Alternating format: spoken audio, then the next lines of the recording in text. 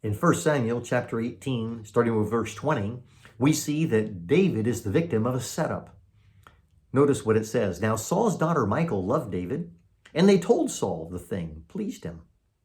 And Saul thought, let me give her to him, that she may be a snare for him, and that the hand of the Philistine may be against him.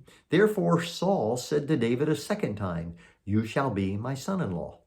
And Saul commanded his servants, speak to David in private and say, behold, the king has delight in you, and all his servants love you. Now become this king's son-in-law. So again, beware of flattery. The devil will use that against us.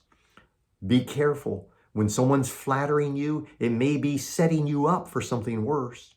And so the Bible says in verse 23, and Saul's servants spoke these words in the ears of David, and David said, does it seem to you a little thing to become the king's son-in-law, since I am a poor man and have no reputation?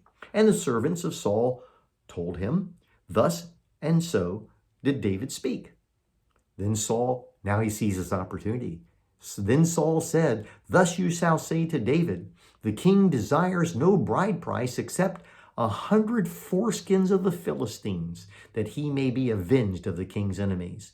Now Saul fought to make David fall by the hand of the Philistines. So once again, it's very clear here, David is being set up. Well, we find that they go back to David. He does indeed go out and kill those 200 Philistines. He does bring back what Saul requested as proof. And then the Bible says in verse 27, and Saul gave him his daughter Michal for a wife.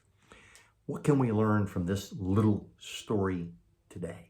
Well, it is this. Sometimes the devil sets us up for failure. He may use flattery. He may give us opportunities to do things that God doesn't really want us to do. Or it may be a setup that God is going to use for good. In this case, Saul had one goal in mind: destroy David. Let the Philistines kill him. Another attempt to accomplish that goal of getting rid of David. But again, who is David's deliverer? Not Saul, not his own intelligence or his great friends. The thing that delivered David was the Lord himself. And that reminds you and I that sometimes in life, people may try, the devil may try to set us up for failure.